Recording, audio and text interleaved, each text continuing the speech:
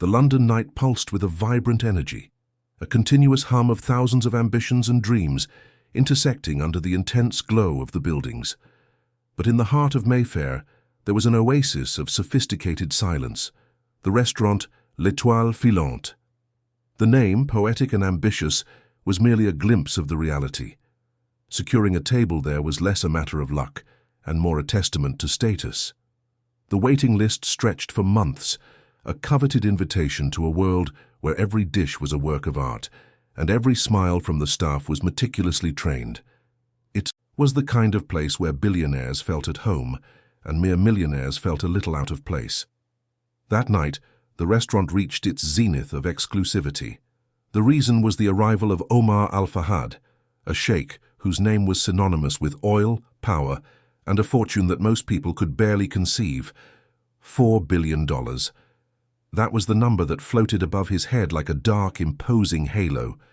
For Omar, the world was divided in a simple, brutal way.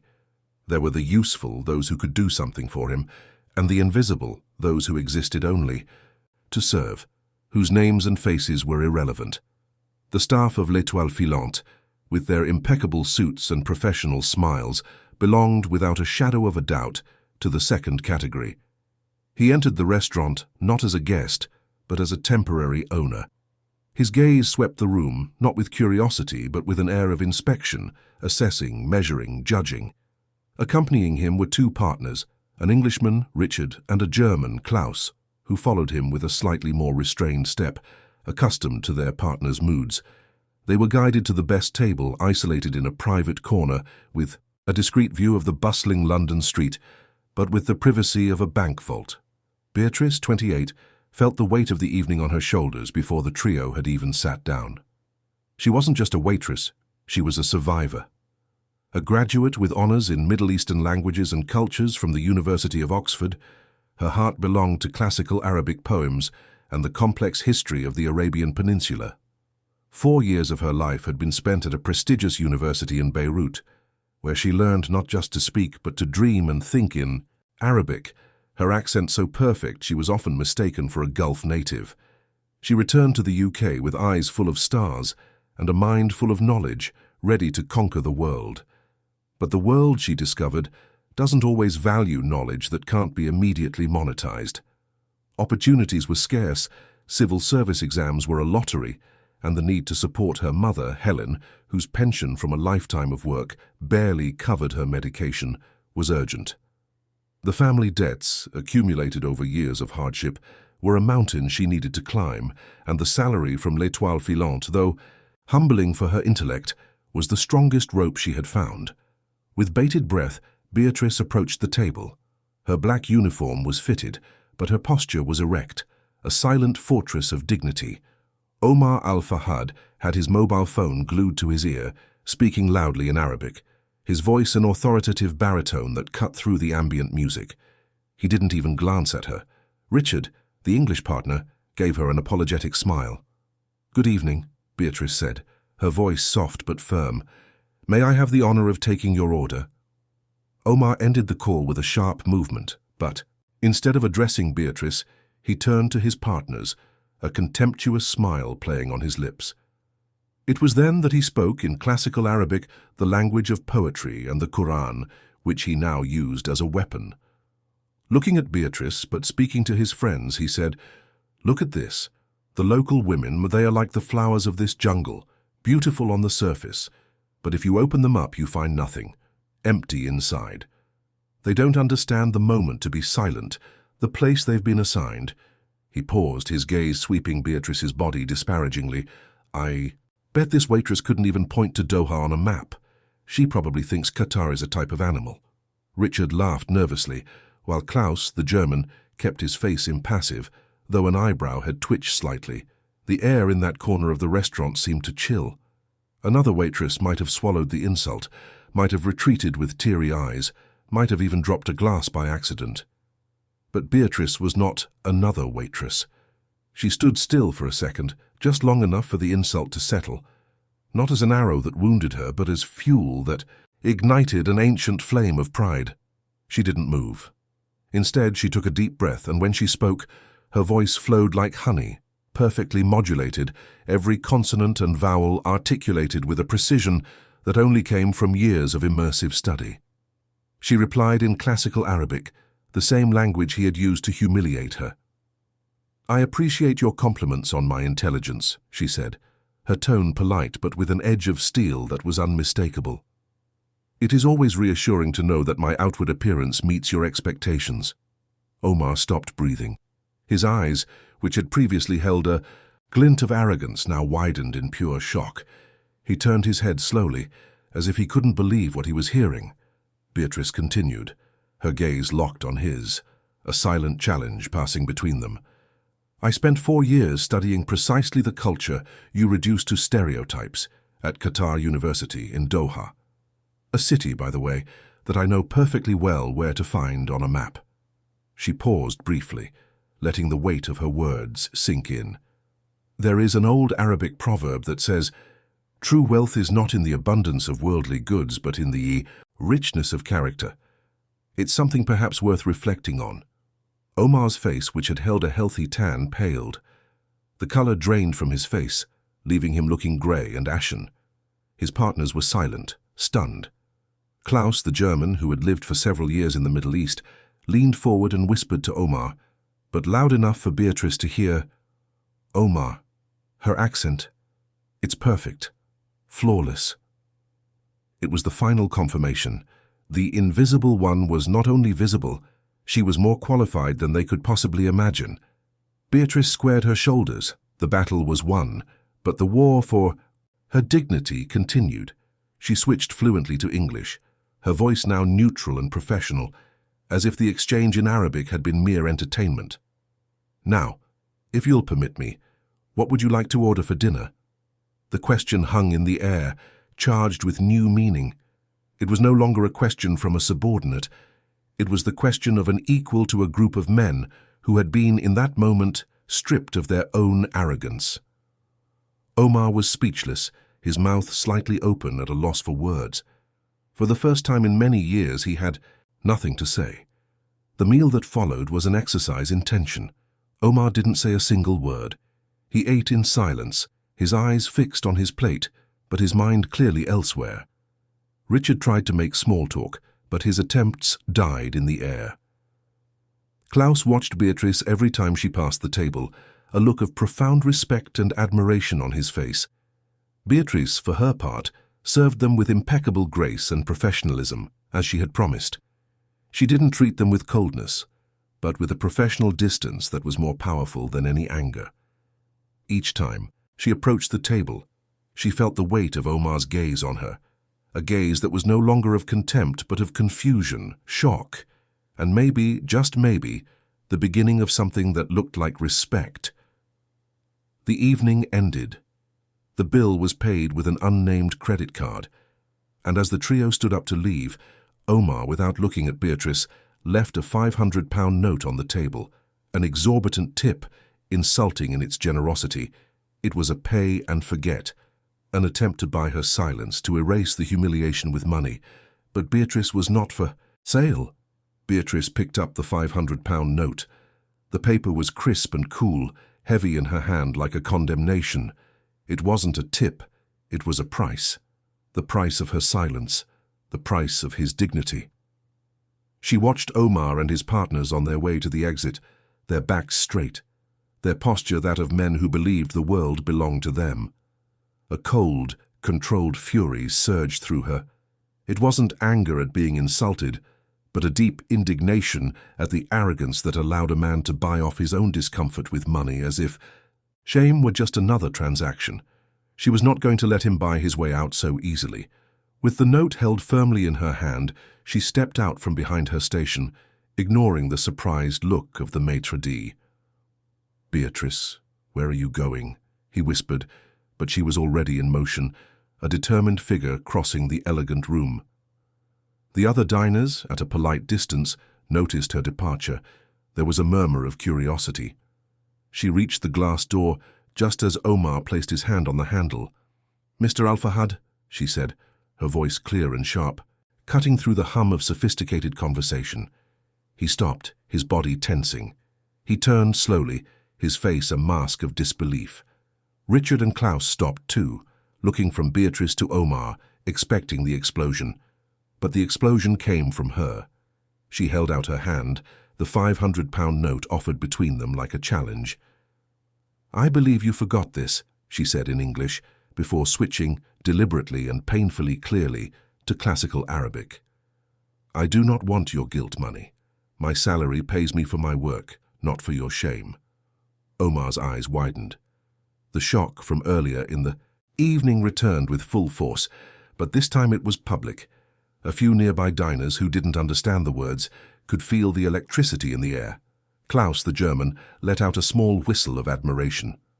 "What I need," Beatrice continued, her voice low but intense, vibrating with a contained emotion, "is not your money. It's for men like you to learn that all human beings deserve respect, regardless of the uniform they wear or the language they speak." She took a step closer, her gaze locked on his. "The greatest ignorance is not being unable to find a capital on a map. It is not knowing how to treat a person with dignity. Your money can't buy character, sir, and it certainly can't buy mine." There was absolute silence in the restaurant. The maitre d' was frozen. The other staff looked on, a mixture of fear and admiration on their faces. Then it started. First, a diner at a nearby table began to clap slowly, then another and another. Within seconds, a wave of discreet but resonant applause filled the room. It was a validation, a collective endorsement of one woman's courage against a billionaire's tyranny. Color rushed to Omar's face, a flush of deep and total humiliation. He didn't look at the other diners. He didn't look at his partners. He looked only at Beatrice, and in her eyes he saw something new. It wasn't anger. It was a crack in his armor of arrogance, a glimpse of the vulnerability beneath. He said nothing. He just stood there, paralyzed, as she placed the note in his hand and closed his fingers around it. "Keep your tip," she said in English, her voice soft again, but with a cutting finality. "And the lesson." She turned her back and walked back into the restaurant, her head held high, leaving him behind. A man defeated not by force but by words. Klaus placed a hand on Omar's shoulder. "Omar," he said quietly, in a tone that was almost compassionate. "You've just received a lesson in humility, worth more than any MBA in the world." Richard said nothing, just stared at the floor, ashamed. That night, sleep did not come for Omar Al-Fahad. His presidential suite at the Apex Hotel, with its spectacular view of the city, felt like a prison cell. He paced back and forth on the cold marble, the echo of his footsteps the only sound in the oppressive silence. The image of Beatrice was seared into his mind, the way her eyes hadn't wavered, the precision of her Arabic, the power in her words. The greatest ignorance is not knowing how to treat a person with dignity. The phrase repeated itself like a mantra, accusing him. He had spent his life accumulating wealth, power, influence. He believed those things made him superior. But Beatrice, in her waitress uniform, had demonstrated a richness of character he didn't even know existed. For the first time, he was forced to look at himself through someone else's eyes, and he did not like what he saw. He saw an empty man whose worth was measured only by his bank balance. He remembered the contempt with which he treated his employees, the way he dismissed people without a second thought. He remembered his own mother, a strong, wise woman who had taught him about respect and kindness. Where had he lost that path? The shame was a burning fire in his chest, a pain no money could soothe. He needed to understand. He needed to see her again. Meanwhile, Beatrice arrived home, her small flat in Shoreditch, a world away from the glamour of Mayfair. The smell of a simmering stew greeted her as she opened the door. Her mother, Helen, a woman of 70 with eyes that saw far more than she let on, was in the kitchen. "How was work, dear?" she asked without turning. "The usual," Beatrice lied, putting her bag away. She didn't want to worry her mother, but Helen knew her better than anyone. She turned, her sharp gaze scanning her daughter's face. "It wasn't the usual. Something happened. You have that look, the look you get when you've decided to fight for something." Beatrice sighed, sitting down at the kitchen table. She told her everything, from the insult in Arabic to her response to the final confrontation with the tip. As she spoke, Her voice trembled slightly, not with fear, but with the adrenaline still coursing through her veins. Helen listened in silence, her face a mixture of pride and worry. "Oh, my daughter," she said finally, taking Beatrice's hand. "Your courage makes me so proud. But this man, he's powerful, aren't you afraid?" "A little," Beatrice admitted, "but I couldn't stay silent. If I did, I would be telling him he's right, and he's not."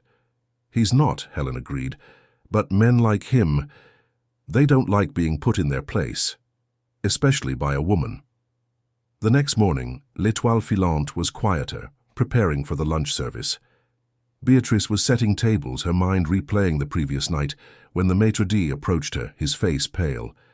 "Beatrice, there's someone here to see you." Her heart sank. Was it the manager? Was she going to be fired?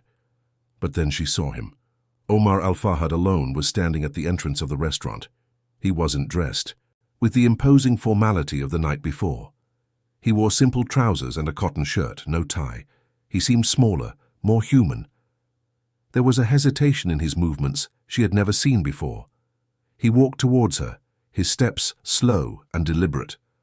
The restaurant was nearly empty, but the silence between them was heavy. "Miss Beatrice," he began, his voice low, lacking its previous arrogance. I came to apologize." The surprise must have been visible on her face because he continued quickly. "What I said last night, it was unforgivable, it was cruel, ignorant, and profoundly wrong. There is no excuse for my behavior." He paused, looking her directly in the eye. "I was tormented all night. What you said about the richness of character, it struck me, and I can't stop thinking." He took a deep breath. "I also have a question. How does someone with your education, with your incredible skill, end up waiting tables?" The question was asked with genuine curiosity, not contempt. And for the first time, Beatrice felt she could tell her story without it sounding like an excuse. She told him of her passion for Arabic culture, her years in Beirut, the dream of being a cultural ambassador, a bridge between worlds. She told him about the reality of the job market in the UK, the family debts, the need to care for her mother. She spoke not with self-pity, but with the facts of her life.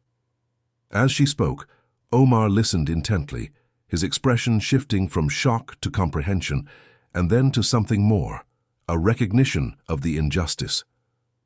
When she finished, there was a long silence. "I see," he said finally, his voice thick. "I see the injustice in that, and I see my own behaviors as even more repulsive in light of it." He straightened his shoulders, and for a moment, Beatrice saw a flash of the powerful man he was. But this time, the power was being used for a different purpose. "I have a proposal for you," he said. "It's not charity, it's business. My company, Al-Fahad Global, has operations in dozens of countries, many of them in the Middle East and North Africa. We constantly struggle with cultural misunderstandings, with negotiations that fail for lack of nuance, with projects that are poorly implemented because we don't understand the cultural terrain." He looked at her, with an intensity that was almost overwhelming. "You have the skills I desperately need. I want to offer you a position. Cultural Relations Manager. Your salary would be £70,000 annually, plus benefits. You would travel, you would train our executives, you would be our cultural compass." Beatrice was speechless. £70,000. It was more money than she had ever dreamed of earning in a year. It was a way out. It was the opportunity she had been missing. It was redemption.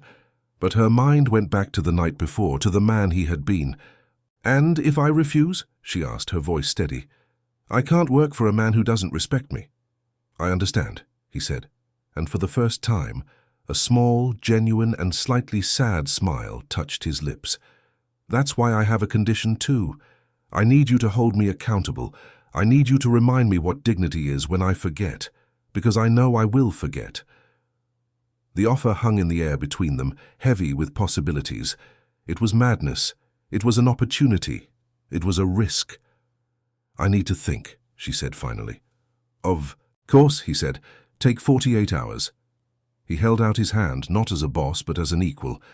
"I'll await your decision, Beatrice." She shook his hand. His skin was soft, but the grip was firm. She had 48 hours to decide whether to accept the invitation into the world of the man who had humiliated her, a world that could be her redemption or her ruin. The 48 hours that followed were a whirlwind of conflicting emotions for Beatrice, a battlefield where reason and instinct waged a silent war. In her small flat, Omar's offer hung in the air like a ghostly presence, £70,000 a year. The number echoed in her mind, not as a solution, but as a test of her principles, her integrity, her very definition of who she was. She spent hours staring out the window at the bustling Shoreditch street, with its art galleries, bars, and a life that seemed so distant from Omar's world, and yet so deeply rooted in her soul. It was the world she had chosen, the world of culture, of art, of substance. His offer was a gateway to a universe of superficiality she had always despised. But it was also the key to her mother's security, to paying off the debts, to finally breathing without the financial weight crushing her shoulders. That first night, the conversation with Helen was long and deep. Her mother, sitting in her worn armchair with a shawl over her shoulders, listened with a patience that only age and experience can provide. £70,000, dear, Helen repeated, her whisper laden with disbelief. That's a fortune. It's the answer to our prayers. It's his money, Mum, Beatrice retorted, her voice tense. It's the money of the man who treated me like dirt. Accepting it, isn't that like staining my honor? Honor isn't about where the money comes from, Beatrice. It's about what you do with it and how you earn it, Helen replied, her voice firm. He humiliated you, yes, but you, with your courage, humiliated him right back. You didn't bow down. You looked him in the eye and spoke the truth. Now he comes to you, not with a blank check to buy your silence, but with a job offer. He has recognized your value. He's recognized my value to him, Beatrice corrected. For his business, I'm a tool. Then be the sharpest, brightest tool he has ever possessed, Helen said, her voice gaining a rare intensity. Use his money to build your own independence. Use his position to do good, to promote the culture you love. You wouldn't be working for him in the sense of being his subordinate. You would be working with him on your own terms. He himself said he needs you to hold him accountable. That is power, my daughter. Don't see it as submission. See it as an opportunity to have power where you had none before. Her mother's words resonated deeply. Helen had a simple wisdom, born from a life of struggle, and she saw the world in black and white when it came to survival and dignity. She was right. Beatrice had a choice. She could continue to be a victim of circumstance, an intellectual trapped in a demeaning job, or she could seize the opportunity to change the rules of the game. While Beatrice wrestled with her inner demons, Omar was also undergoing a transformation. In his hotel suite, he did something he hadn't done in years. He called his mother. The conversation in Gulf Arabic was intimate and revealing. He didn't tell his mother the incident in graphic detail, but he spoke of a woman who had made him question everything. She spoke to me about the richness of character, Mother, he said, his voice laced with a confusion he couldn't hide. And I realized that I am poor. I have money, I have property, I have power, but I don't have what she has. His mother, a woman who had always warned him against the dangers of arrogance, listened in silence for a long moment. Omar, my son, she said finally, her voice as soft as silk. God sometimes sends angels in disguise to guide us back to the right path. Perhaps this woman is one of those angels. Do not let her go, and do not treat her as an asset, but as a gift. The call left Omar even more restless. For the first time he felt a genuine fear, the fear that Beatrice would refuse his offer. The thought of her going back to her old job, of her talent being wasted, became unbearable. He realized his offer wasn't just about business. It was about redemption. He needed her to accept, not just to benefit his company, but to prove to himself that he was capable of change. On the second day he did something else. He called his personal assistant, a young Englishman named Lucas, whom he usually treated with a cold, distant impatience. "Lucas," Omar began, his voice softer than usual, "I want you to schedule a meeting with the entire British support staff for tomorrow morning. And I want you to arrange a special breakfast for them. Something nice. Lucas, on the other end of the line, was silent for a moment, surprised. Of course, Mr. Al-Fahad. No problem. And, Lucas, Omar added, thank you for your hard work this week. I've appreciated your dedication. Lucas's response was a stammered, surprised, thank you, sir. For Omar, it was a small step, but it felt like a giant leap. It was the first time in a long time he remembered genuinely thanking a subordinate. It was an echo of what Beatrice had taught him. Finally, the time for the decision arrived. Beatrice dressed with a care that wasn't for her restaurant job, but also wasn't to impress a billionaire. She chose a simple cotton dress, elegant but comfortable. It was a uniform for herself, a declaration that she was going to this meeting as Beatrice, the intellectual, the daughter, the woman, and not as the waitress or the future employee. They arranged to meet at a discreet cafe in Marylebone, a neutral ground, far from the glamour of Mayfair and the informality of Shoreditch. Omar was already there, sitting at a corner table, a coffee in front of him. He stood up as she approached, a gesture of chivalry that surprised her. He was dressed casually, but there was a new energy about him, a calmer, more thoughtful presence. Beatrice, he said with a nod. Thank you for coming. Thank you for inviting me, she replied, sitting down. There was an awkward silence for a moment as they both sized each other up. Then Beatrice decided it was time to take control. I've thought a great deal about your proposal, she began, her voice firm and clear, and I will accept it. A flicker of relief, pure and undeniable, passed through Omar's eyes before he controlled his expression. That is excellent news. Al-Fahad Global will benefit immensely from your perspective. But, Beatrice continued, raising a hand, I have my own conditions, and they are non-negotiable. Omar leaned forward, his gaze fixed on her. I'm listening. First, she said, my title will not be Cultural Relations Manager. It will be Director of Cultural Bridges. I will not manage relations as if they are a problem. I will build bridges as if they are the solution. Omar nodded slowly. Director of Cultural Bridges. I like it. Continue. Second, she said, her voice gaining a steely strength, I will have full autonomy. My reports will go directly to you and my recommendations will be implemented. If I say a deal is at risk due to a cultural insensitivity, the deal will be halted and re-evaluated. No exceptions. Understood, Omar said. Your perspective will be the final word on cultural matters. And third, Beatrice said, her gaze piercing his, this is the most important condition. If at any moment, in any situation, professional or personal, I feel that you have disrespected me, that you have diminished me, or that you have gone back to treating anyone else as invisible, I will resign on the spot. No notice, no negotiation. I will take my coat and walk out, and there will be no amount of money in the world that will bring me back. The silence that followed was charged with tension. It was her red line, her inner fortress being erected. She was giving him a chance, but on her terms. She wasn't just an employee, she was his hired conscience. Omar looked at her, and in his gaze she saw the shadow of the arrogant man he had been, but also the gleam of the man he could become. He did not hesitate. I agree, he said, his voice deep and serious. In fact, I'll add a fourth condition. I ask that you do not wait for me to make those mistakes. I ask that you actively correct me.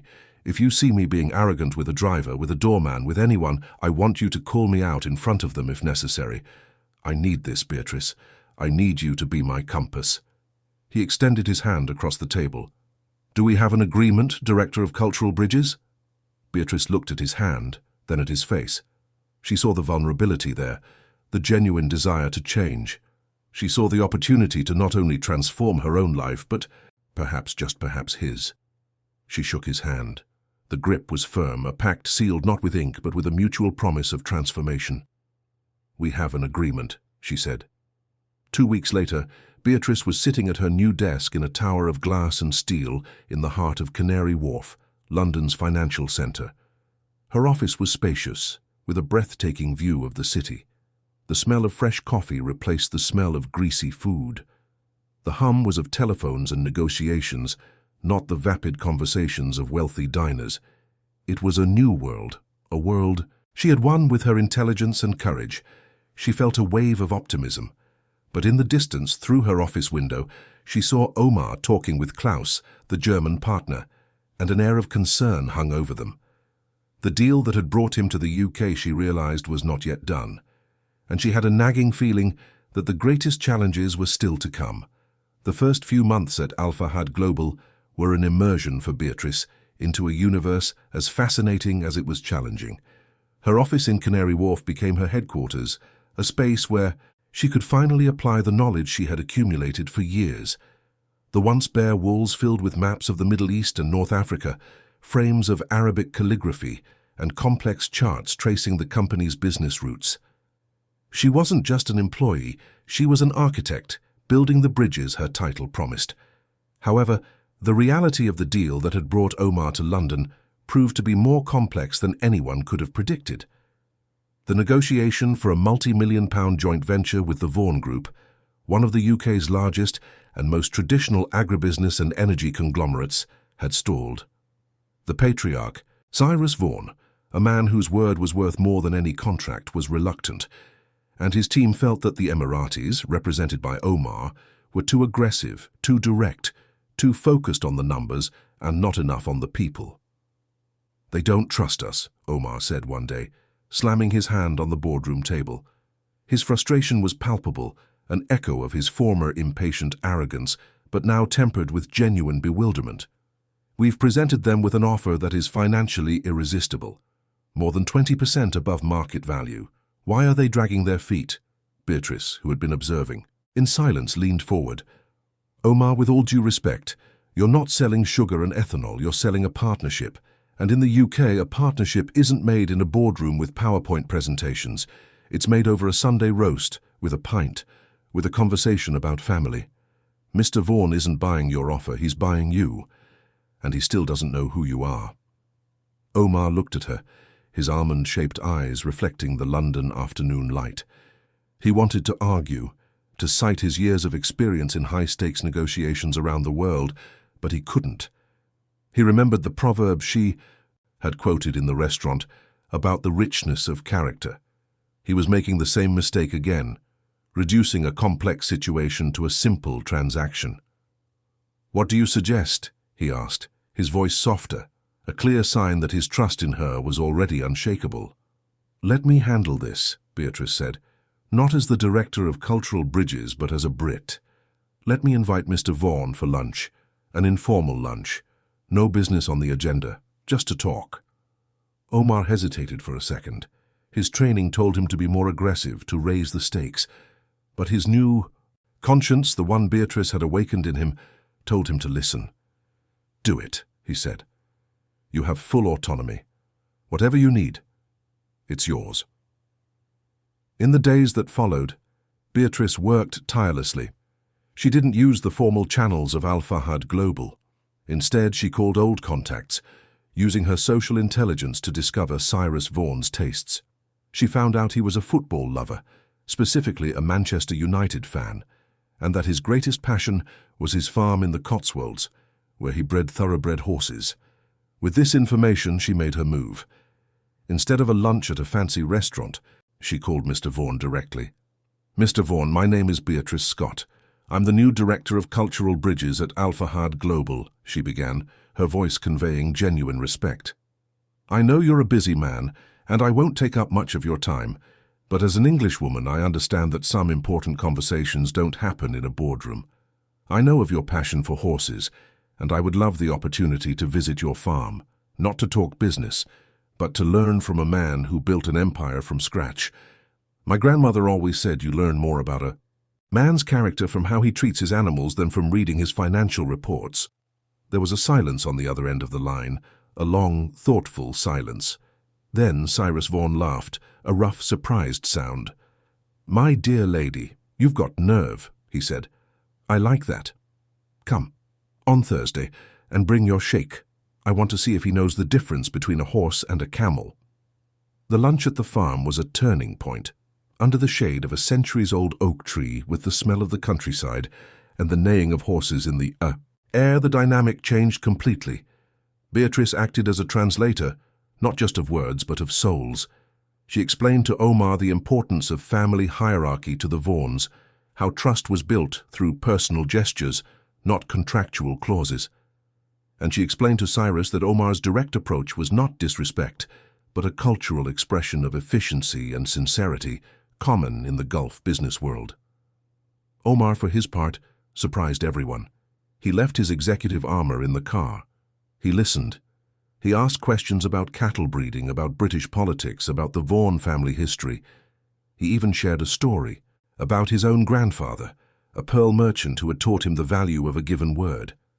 For the first time, Cyrus Vaughan didn't see an Arab billionaire. He saw a man, a grandson, a potential partner. The weeks that followed were a dance of rapprochement. Negotiations resumed, but this time with a different tone. The meetings were longer, more personal. Beatrice was always present, her calming presence and unique perspective serving as a mediator. She and Omar spent hours together in the office, working late, ordering dinners that turned into long conversations about everything and nothing. They talked about literature, philosophy, their childhood dreams. He told her about the pressure of growing up under the weight of a great fortune, about the loneliness that often accompanied him. She told him about her passion for Rumi's poetry, the joy of getting lost in the streets of Beirut, the nostalgia she felt for her academic life. Professional respect slowly, almost imperceptibly, transformed into something deeper. There was an electric tension between them, an attraction they both felt, but neither dared to name. A gaze that lingered a second too long, an accidental brush of hands when passing a document, a silence fraught with meaning when the lift left them alone. They were becoming confidants, allies, and perhaps something more. 8 months after the day she accepted the job, the deal with the Vaughan Group was practically closed. Only a few final details remained. The Al Fahad global team was euphoric. Omar, in particular, seemed like a changed man. He was more patient, more attentive, more human. Beatrice saw him one day stopping in the hallway to compliment Lucas, his assistant, on his new tie, asking him about his family. The young man was so surprised and happy that Beatrice smiled to herself. Her plan was working. She wasn't just building cultural bridges for the company, she was helping to rebuild a man. It was at this moment of apparent triumph that the storm broke. They were in a final meeting with the legal teams from both sides, reviewing the last points of the contract. Suddenly the boardroom door burst open. It was Cyrus Vaughan, but his face was not friendly. It was red with anger. "It's over," he said, slamming his hand on the table, making everyone jump. "The deal is off. I will not do business with people I can't trust." The room fell silent. Omar stood up, his face a mask of shock and confusion. "Mr. Vaughan, what happened? We were so close." "I received some very enlightening information," Cyrus said, looking at Omar with disdain. "A reliable source informed me that you, on the other side, were planning to undermine our management stake in the joint venture as soon as the deal was signed. And that you, Miss Scott," he said, turning to Beatrice, "were responsible for manipulating us, using your culture, just to disarm us while you prepared the stab in the back." Beatrice felt the blood run cold in her veins. It was a monstrous accusation, a complete inversion of the truth. She looked at Omar, and she saw doubt in his eyes for a brief, terrible second. He didn't believe her. The old mistrust, the old instinct to see the worst in people, was resurfacing. "That's absurd," Beatrice said, her voice trembling with anger and humiliation. "Who told you this lie?" "That's none of your business," Cyrus retorted. "The deal is dead." He turned his back and left the room, leaving behind a chaos of disbelief and panic. The Al Fahad global team started shouting at each other, blaming one another. Omar stood motionless, staring at the door through which Cyrus had left, his face a mask of defeat. But Beatrice was not the same waitress who accepted insults in silence. She was the director of cultural bridges, and she had just been betrayed. Her mind started working a mile a minute. Who would have an interest in sabotaging the deal? Who would have access to both parties? Who would feel threatened by her growing influence over Omar? One name came to her mind like a lightning bolt. Richard, the English partner who was with Omar. That first night at the restaurant. The man who had watched her humiliate Omar. The man who had looked at her for the past 8 months with a fake smile on his lips, but envy in his eyes. With fierce determination, Beatrice left the boardroom and went straight to her office. She called her contact in the IT department. "I need access to Richard Moretti's email records for the last 48 hours. It's a corporate security emergency." As she waited, her heart pounded. She knew she was risking everything. If she was wrong, she would be fired, sued, her career destroyed. But if she was right... Minutes later, an email appeared on her screen. It was an unsent draft from Richard's account to an address she recognized as belonging to Cyrus Vaughan's son. The email contained the exact lies the patriarch had repeated, detailing a non-existent plan to marginalize the Vaughans and accusing Beatrice of being a corporate spy. At the bottom, there was a note. "Thought you should know the kind of people your father is dealing with. A concerned friend." Beatrice felt a wave of nausea, followed by a cold rage. It was a calculated, cruel betrayal. Richard had tried to destroy everything she and Omar had built, all to regain his own position of power. She printed the email.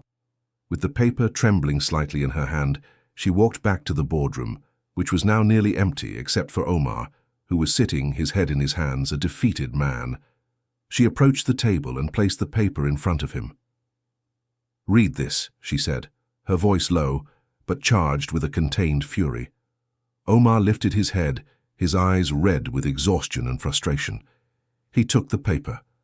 As he read, his expression changed from defeat to confusion, then to shock and finally to a deep black anger. He rose slowly, his body tensed like a bow. "Richard," he whispered, the name like poison on his lips. He looked at Beatrice, and for the first time, she saw in him not just respect or gratitude, but something more. She saw loyalty. She saw that he believed her, unconditionally. The veil of doubt had been torn away, revealing a much deeper truth. "The greatest ignorance," she said, quoting her own words from many months ago, "is not being unfamiliar with a language. It is not knowing how to recognize loyalty." Omar looked at her, and in his eyes was a storm of emotions. Anger at the betrayal, relief at the truth, and something else, something warm and intense that he had been trying to suppress for months. "He's not getting away with this," Omar said, his voice a vow. He picked up his mobile, his fingers dialing a number with a force that nearly cracked the screen. "Richard, my office, now."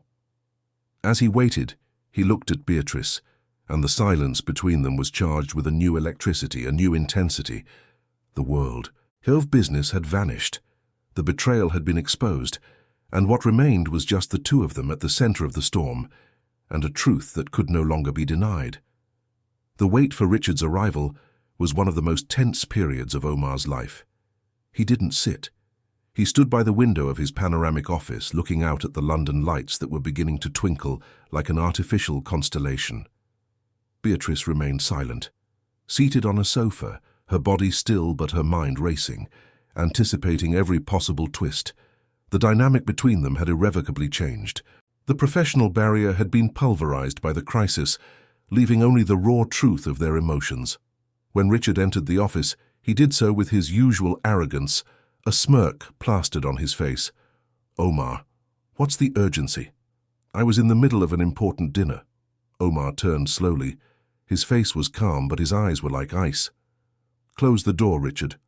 Richard complied, but with an air of impatience. He glanced at Beatrice, who remained seated, an observant silence that clearly unnerved him. "Still here? I thought your cultural wisdom show was over." "Her show has only just begun, Richard. Yours, on the other hand, is about to end," Omar said, his voice low and dangerously calm.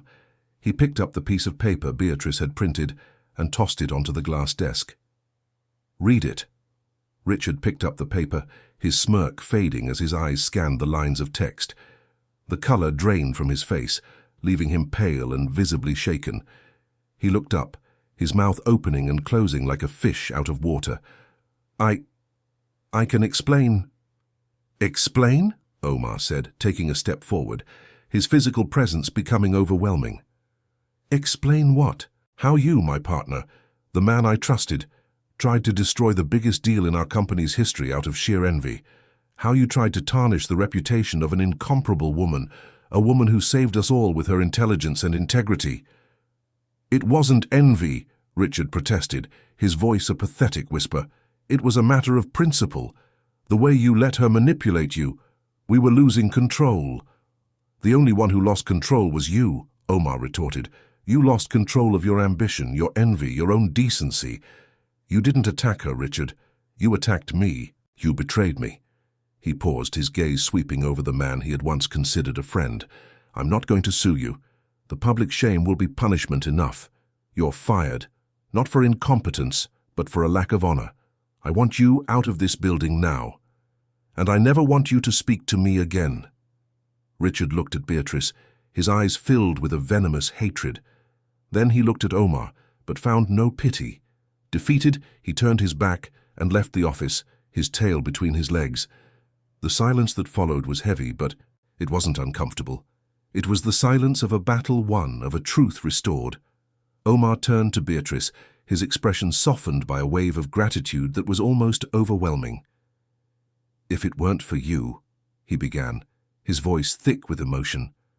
Us, she corrected, standing up. If it weren't for us. The next problem was Cyrus Vaughan. The deal was in jeopardy. How are we going to fix this? Omar asked, his negotiator's mind already working at full speed. Do I show him the email? Do we sue Richard for defamation? No, Beatrice said firmly. That would be turning a matter of honor into a legal battle. Mr. Vaughan doesn't feel betrayed in business. He feels betrayed as a man. He felt that his trust, which he was beginning to build, was broken. Showing him an email won't restore his honor. So what do we do? Omar asked, genuinely lost. You have to restore his honor, Beatrice said. Not as Sheikh Al-Fahad, the billionaire, but as Omar, the man whose grandfather taught him the value of a given word. Go to his farm. Just you. No lawyers, no presentations. Ask him for an audience, not to negotiate, but to explain. Tell him there was a betrayal within your own team, a betrayal that deeply shames you, and that his honor was tarnished in the process. Ask him for the chance to start over, not as business partners, but as two men who can learn to trust each other. Omar looked at her in awe. Her insight was brilliant, cutting through the corporate noise to the human heart of the matter. That's insane, he said. It's the opposite of everything I've been taught. It's the opposite of everything that made you unhappy, she countered softly. The next morning, Omar followed her advice. He went alone to the Vaughan farm. The meeting lasted 2 hours. No one knows exactly what was said, but when Omar left, he and Cyrus Vaughan shook hands like old friends. The deal was not only saved, but the terms became even more favorable for the British, a gesture of good faith on Omar's part. The joint venture was announced a week later, with headlines celebrating the bridge-building partnership between the UK and the Middle East. On the night the deal was finalized, the Al-Fahad Global team celebrated, but Omar and Beatrice weren't at the party. They were in his office, the window open to the silent city. The adrenaline had faded, leaving behind an intimate and meaningful quiet. I couldn't have done this without you, Omar said, breaking the silence. He wasn't looking at the view, but at her. I would have been lost, Beatrice, literally lost. We would have been lost, she corrected, but her voice was soft. He moved closer to her, slowly, as if afraid of startling her. I'm not talking about the deal, he said, his voice low and intense. I'm talking about me. Before I met you, my world was grey. It was made of numbers, of transactions, of people who wanted me for what I had. I lived in a golden bubble, but it was an empty bubble. You popped the bubble. You showed me a world of color, of substance, of meaning. He stopped just inches from her. You saved me, Beatrice, not the company. Me. You taught me what richness of character is. And in the process, I fell in love with you. The confession hung in the air, raw, vulnerable, and utterly sincere. Beatrice's heart pounded with a force that almost hurt. She felt the same, a love that had grown in secret, fear and admiration, but her words came out laced with caution. "Omar," she whispered, I feel something for you, something deep. But I'm afraid. We're from such different worlds. Your family, they would never accept a woman like me. Not Muslim, not Arab. A woman who works and speaks her mind. And the power, you're my boss. It's a dangerous imbalance." He raised his hand and gently touched her face, a gesture that sent a tremor through her entire body. "I know," he said. "I know the fears. But we won't let them define us. My opinion is the only one that matters. And my opinion is that you are the most incredible woman I have ever met. And the power, I don't want to be your boss. I want to be your partner in everything." He leaned in and kissed her. It was a kiss not of sudden passion, but of recognition, a seal on a truth they had both felt for a long time. It was a kiss that said, "I see you. I believe in you. I choose you." The weeks that followed were a dream. They navigated their new relationship with a contagious joy, but the challenges Beatrice had feared were not long in coming. A video call with Omar's mother revealed his family's resistance. The questions were delicate, but loaded with judgment about Beatrice's background and faith.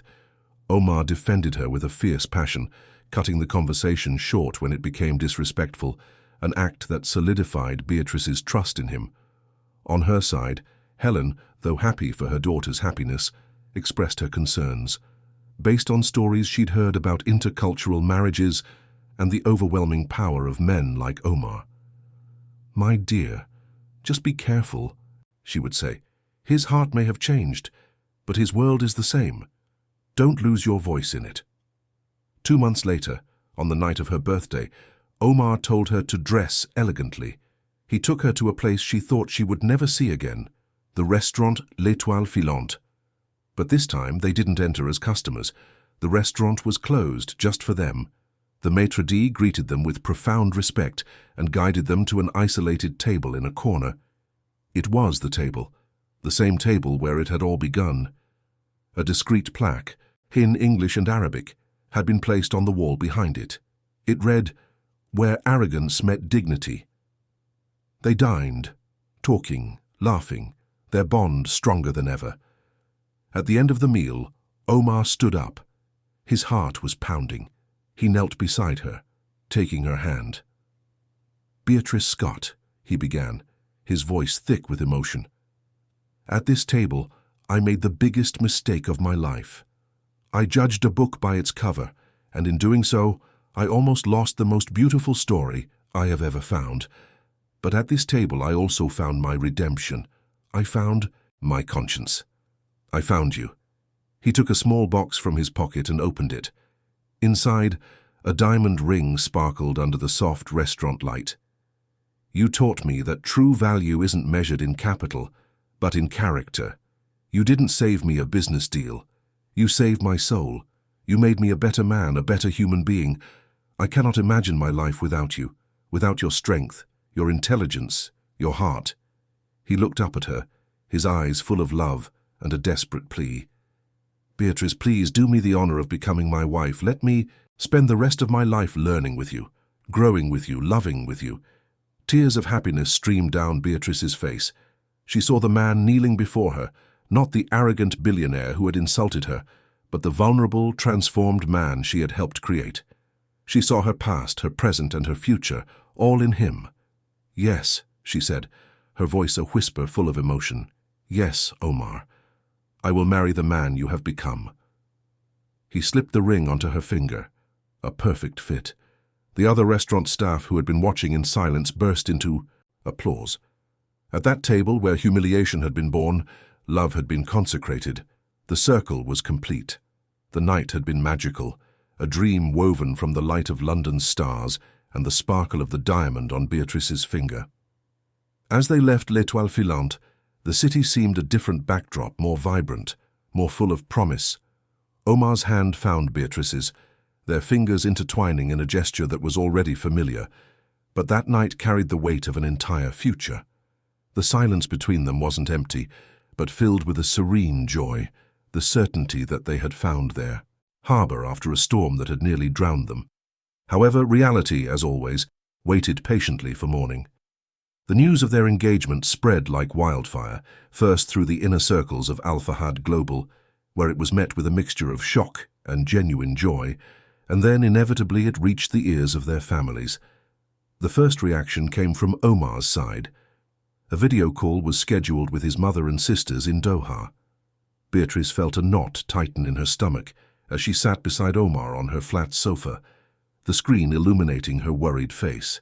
The image of Omar's mother, a woman of great beauty and dignity, covered in an elegant hijab, appeared on the screen. Her initial smile vanished when Omar, with a radiant grin, announced, "Mother, sisters, I have news. Beatrice has agreed to marry me." The silence was sharp. His sisters exchanged quick, worried glances. It was his mother who spoke, her voice soft but firm. "Omar, my son, we are happy for your happiness. But who is this woman? We do not know her.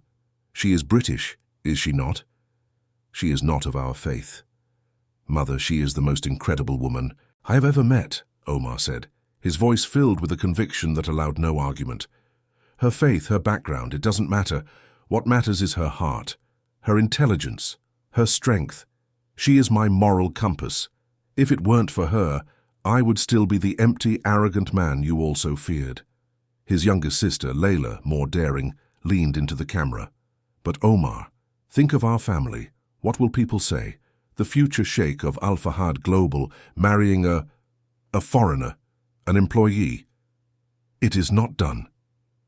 Beatrice felt the sting of the word employee, but kept her face impassive.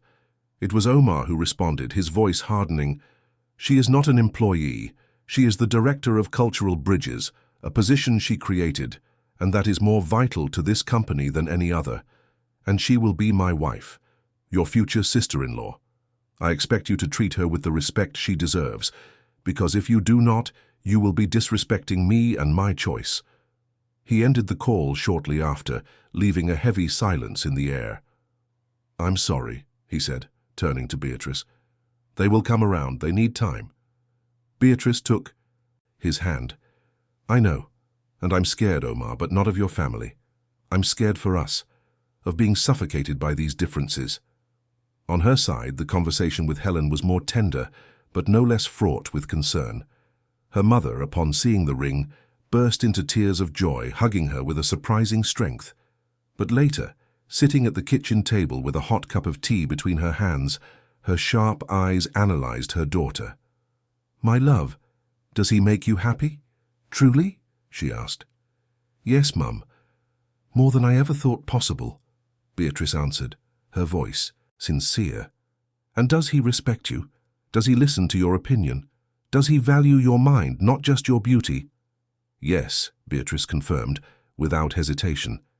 "He's changed, Mum. He's becoming a better man every day, and I have the honor of witnessing it." Helen sighed, her face a mask of motherly love and apprehension.